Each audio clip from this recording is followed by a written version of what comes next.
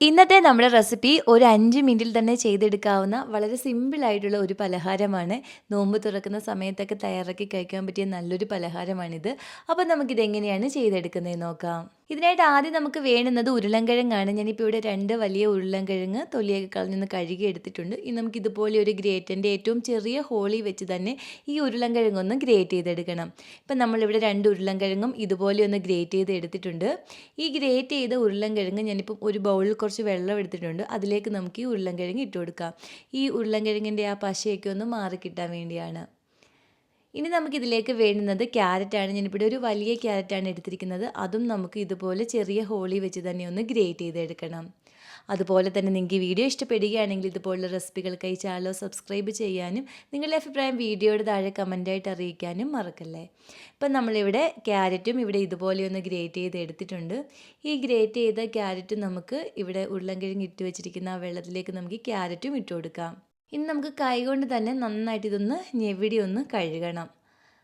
ഇതുപോലെ ഒന്ന് ഞെവിടി ഒന്ന് കഴുകിയ ശേഷം കൈകൊണ്ട് തന്നെ നന്നായിട്ട് നമുക്ക് വെള്ളം ഒന്ന് പിഴിഞ്ഞ് കളഞ്ഞ ശേഷം നമുക്കിത് ഈ ഒരു പലകയിലേക്കൊന്ന് വെച്ച് കൊടുക്കാം. ഇപ്പം എല്ലാം നമ്മളിപ്പം വെള്ളം കളഞ്ഞ് ഇതുപോലെ ഒന്ന് പിഴിഞ്ഞെടുത്തിട്ടുണ്ട്. ഇനി നമുക്ക് നമ്മുടെ കത്തി കൊണ്ട് ഇതൊന്നും കൂടി ഒന്ന് ചെറുതായിട്ടൊന്ന് അരിഞ്ഞെടുക്കാം. ഇതുപോലെ എല്ലാം കൂടി ഒന്ന് പിടിച്ച് ചെറുതായിട്ട് ഒന്നും കൂടി ഒന്ന് അരിഞ്ഞു കൊടുത്താൽ മതി. ഇപ്പം നമ്മളെല്ലാം ഒന്നും കൂടി ഒന്ന് അരിഞ്ഞെടുത്തിട്ടുണ്ട്. ഇനി നമുക്കിതിലേക്ക് വേണ്ടുന്നത് സവാളയാണ്. ഞാനിപ്പോൾ ഇവിടെ ഒരു സവാള നല്ല പൊടിയായിട്ടൊന്ന് അരിഞ്ഞെടുത്തിട്ടുണ്ട്. അത് നമുക്ക് ഇതിലേക്ക് ഇട്ട് കൊടുക്കാം.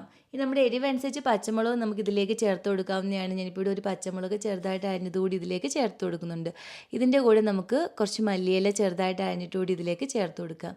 ഇനി നമുക്കിതിന് ആവശ്യമായ ഉപ്പ് കൂടി ഇതിലേക്ക് ചേർത്ത് കൊടുക്കണം. ഇനി നമ്മുടെ എരിവനുസരിച്ച് ചില്ലി ഫ്ലേക്സ് ചേർത്ത് കൊടുക്കുക. ഞാനിപ്പോൾ ഇതിലേക്ക് 1/2 ടീസ്പൂൺ ചില്ലി ഫ്ലേക്സ് കൂടി ചേർത്ത് കൊടുക്കുന്നുണ്ട്. അതുപോലെ 1/2 ടീസ്പൂൺ കുരുമുളക് പൊടി കൂടി നമുക്കിതിലേക്ക് ചേർത്ത് കൊടുക്കാം. ഇനി വേണ്ടുന്നത് മൈദാപ്പൊടിയാണ്. ഞാനിപ്പോൾ ഒരു 3 ടേബിൾ സ്പൂൺ മൈദാപ്പൊടി എടുത്തിട്ടുണ്ട്. അത് നമുക്കിതിലേക്ക് ചേർത്ത് കൊടുക്കാം. അതുപോലെ ഒരു 3 ടേബിൾ സ്പൂൺ ഗോതമ്പ് പൊടി കൂടി നമ്മളിതിലേക്ക് ചേർത്ത് കൊടുക്കണം.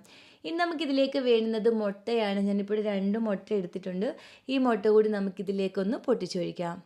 2 മുട്ടയും ഒന്ന് പൊട്ടിച്ചൊഴിച്ച ശേഷം കൈകൊണ്ട് തന്നെ നമുക്ക് നന്നായിട്ട് ഇതെല്ലാം കൂടി ഒന്ന് മിക്സ് ചെയ്തെടുക്കാം.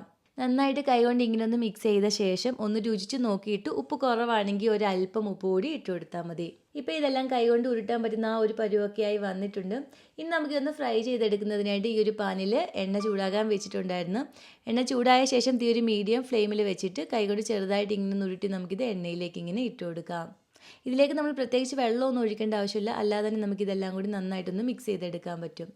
ഇനി ഒരു സൈഡൊന്ന് ഫ്രൈ ആയി വരുമ്പോൾ തിരിച്ചിട്ട് കൊടുത്ത് 2 സൈഡും നല്ലൊരു ഗോൾഡൻ കളറായി വരുന്നവരെ നമുക്കിതൊന്ന് ഫ്രൈ ചെയ്തെടുക്കാം. ഇപ്പം ബബിൾസൊക്കെ കുറഞ്ഞ് നന്നായിട്ടൊന്ന് ഫ്രൈ ആയി വന്നിട്ടുണ്ട്. ഇനി നമുക്കിതും കോരിയെടുക്കാം. ബാക്കിയുള്ളത് നമുക്ക് ഇതുപോലെ ഒന്ന് ഫ്രൈ ചെയ്തെടുക്കണം. അങ്ങനെ ഉരുളൻകിഴങ്ങും ക്യാരറ്റും മുട്ടയൊക്കെ വെച്ചിട്ട് വളരെ സിമ്പിളായിട്ട് ചെയ്തെടുക്കാവുന്ന വളരെ ടേസ്റ്റി ആയിട്ടുള്ള പലഹാരം ഇവിടെ റെഡി ആയിട്ടുണ്ട്.